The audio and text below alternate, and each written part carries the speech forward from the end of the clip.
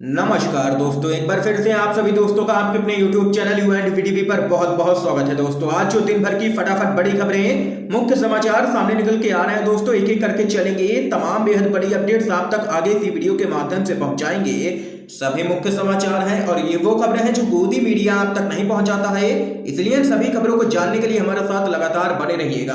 तो वहीं दोस्तों, खबरों की तरफ चलने से पहले आप लोगों से एक छोटा सा निवेदन है कि अगर आप लोग भी पश्चिम बंगाल के विधानसभा चुनाव में ममता बनर्जी की पार्टी टीएमसी को प्रचंड बहुमत मिलता हुआ देखते हैं तो अब इस वीडियो को लाइक कीजिए, चैनल को सब्सक्राइब करके बेल के आइकन को जरूर दबाइए दोस्तों, और कमेंट बॉक्स में कमेंट जरूर कीजिए बायकॉट गोदी मीडिया।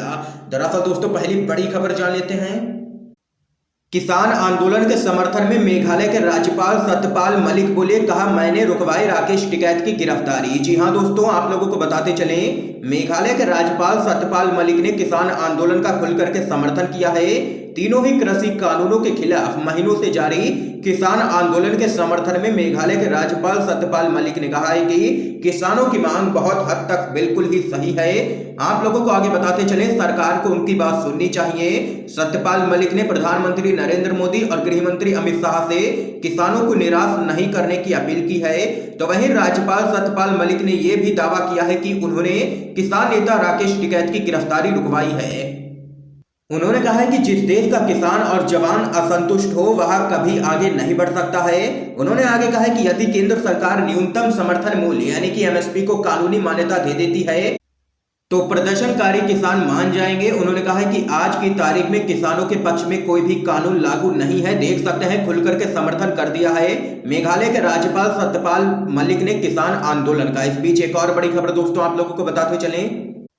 तमिलनाडु विधानसभा चुनाव से पहले ही बीजेपी गठबंधन में पड़ी है भयंकर फूट। जी हां दोस्तों, आप लोगों को बताते चले, एआईएडीएमके के सीएए को रद्द करने के वादे पर बोली सहयोगी भाजपा, रद्द नहीं किया जाएगा नागरिकता संशोधन कानून। आप लोगों को दोस्तों बताते चले, तमिलनाडु विधानसभा चुनावों के मद्देनजर जनता को लुभाने और डीएमके को हराने के लिए एआईएडीएमके ने भारी भरकम चुनावी वादों वाला घोषणा पत्र जारी किया। पार्टी के बाकी वादों से पहले उस वादे पर बात करना जरूरी है जिसने उसकी सहयोगी पार्टी भाजपा के पेट में दर्द कर दिया है। दरअसल एआईएडीएमके ने अपने चुनावी घोषणा पत्र में कहा है कि वह अपने सहयोगी दल भाजपा को नागरिकता संशोधन कानून को रद्द करने का आग्रह करेगी।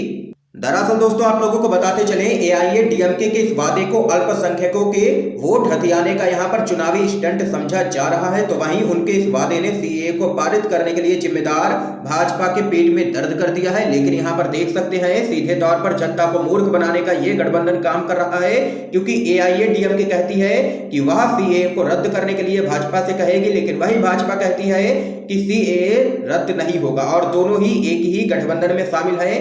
इस खबर पे आप लोगों की क्या कुछ राय है जरूर बता सकते हैं कमेंट बॉक्स में। एक और बड़ी अपडेट दोस्तों आप लोगों को बताते चलें, भाजपा प्रदेश अध्यक्ष ओपी धनखड़ के कार्यक्रम का विरोध करने एकजुट हुए किसान, वापस लौटे मंत्री। जी हां दोस्तों, आप लोगों को बताते चलें, भाजपा प्रदेश अध्यक्ष ओम प्रकाश धनखड़ के कार्यक्रम की सूचना पर विधायक व सांगवान खाप प्रधान सोमवीर सांगवान की अगुवाई में काले झंडों को लेकर के लोग कार्यक्रम का विरोध करने पहुंचे।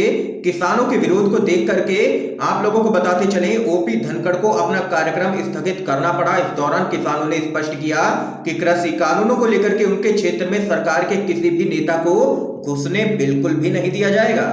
दरअसल दोस्तों, आप लोगों को बताते चलें, हरियाणा बीजेपी के प्रदेश अध्यक्ष एक जनसभा को संबोधित करने पहुंचे थे। इस दौरान किसानों ने रोष जताते हुए सरकार से कृषि कानूनों को रद्द करने की मांग की है। इसके साथ ही कहा है कि खापों के द्वारा सरकार के नेताओं का सामाजिक बहिष्कार किया गया है। किसी भी सूरत में भाजपा जेजेपी नेताओं को गांवों में घुसने नहीं दिया जाएगा, उनको लगातार खदेड़ा जाएगा अगर वह हमारे गांवों में आते हैं। यहाँ पर जबरदस्त तरीके से किसानों का गुस्सा बीजेपी पर फूटा है। इस बीच एक और बड़ी खबर दोस्तों आप लोगों को बताते चलें, असम में मोदी लहर नहीं है, बीजेपी मेरा चेहरा दिखा करके हिंदू वोटों के ध्रुवीकरण की कोशिश में, यह यहां पर कहना है बदरुद्दीन अजमल का। आप लोगों को दोस्तों बताते चलें, असम विधानसभा चुनाव में मोदी लहर नहीं होने का दावा करते हुए एआईयूडीएफ के प्रमुख बदरुद्दीन अजमल ने आरोप लगाया है कि भाजपा उन्हें निशाने पर लेकर के मुसलमानों को दुश्मनों की तरह पेश करके हिंदू मतों का ध्रुवीकरण करने की कोशिश कर रही है, लेकिन सत्तारूढ़ पार्टी को इसमें कामयाबी बिल्कुल भी नहीं मिलेगी। अजमल ने कहा है कि असम विधानसभा चुनाव देश के लिए अहम मोड़ साबित होंगे क्योंकि राज्य से ही भाजपा के हारने की शुरुआत होगी। उन्होंने कहा है कि इसके लिए कांग्रेस के नेतृत्व वाला महागठबंधन लगातार मेहनत से चुनाव लड़ रहा है, जिसका हिस्सा उनकी पार्टी भी है। यह यहाँ पर कहना है बदरुद्दीन अजमल का, और बीजेपी को लिया है निशाने पर। इस बीच एक और बड़ी अपडेट जान लेते हैं दोस्तों। बंगाल में टिकट नहीं मिलने पर सोवन चट्टोपाध्याय ने छोड़ी बीजेपी। पूरे बंगाल में कार्यकर्ताओं ने जताया है विरोध। जी हां दोस्तों, जब से भाजपा ने उम्मीदवारों का ऐलान किया है तब से बीजेपी में हड़कंप मचा है। लगातार पार्टी के अंदर ही फूट पड़ती हुई नजर आ रही है। आप लोगों को बताते चले, पश्चिम बंगाल भारतीय जनता पार्टी में पुराने नेताओं और पार्टी का हाल ही में दामन थामने वाले लोगों के बीच में तकरार यहां पर खुलकर के सामने आ गई है। पश्चिम बंगाल विधानसभा चुनाव में टिकट नहीं मिलने पर कई लोगों ने भगवा पार्टी के प्रति नाराजगी जताई है और तत्काल इस्तीफा दे दिया है। इसके साथ ही राज्य भर में कई स्थानों पर बीजेपी के खिलाफ विरोध प्रदर्शन भी शुरू हो गए हैं।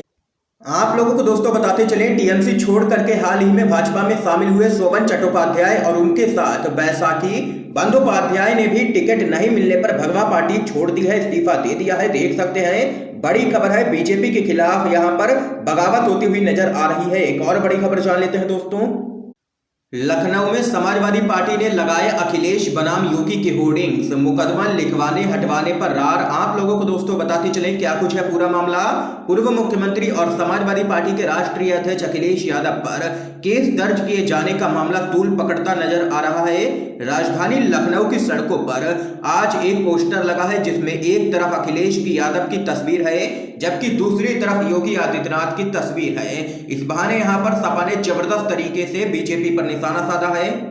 आप लोगों को बताते चले, लखनऊ के 1090 चौराहे पर सीएम योगी आदित्यनाथ और पूर्व मुख्यमंत्री अखिलेश यादव की एक साथ वाली होर्डिंग्स लगाई गई हैं। मुरादाबाद में अखिलेश यादव पर हुई एफआईआर के प्रकरण के बाद होर्डिंग्स लगाए गए हैं।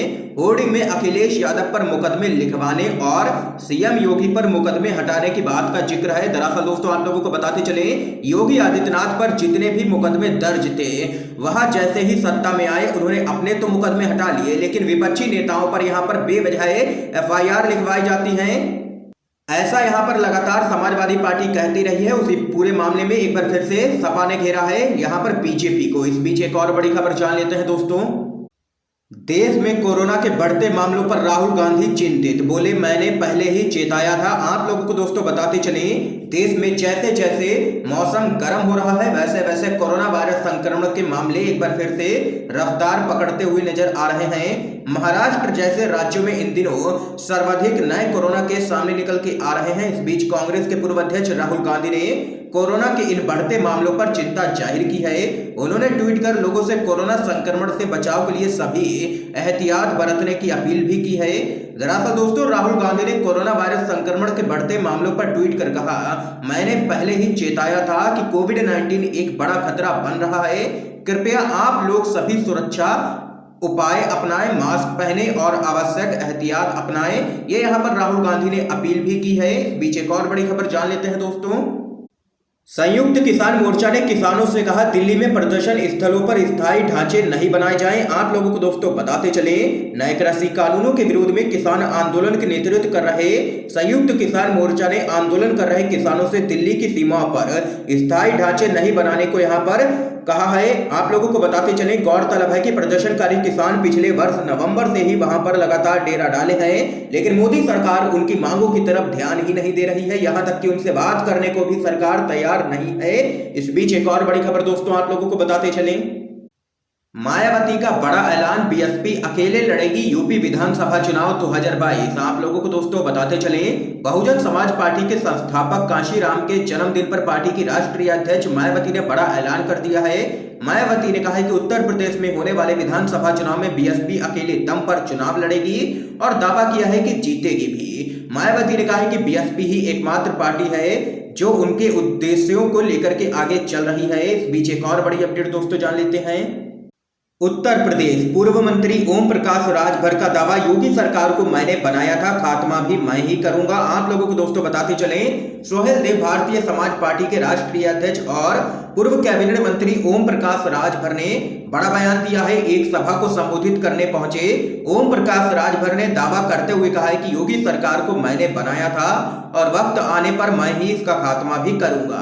उन्होंने कहा है कि दलित, पिछड़ा और अल्पसंख्यक मिलकर के यूपी की राजनीति बदलेंगे।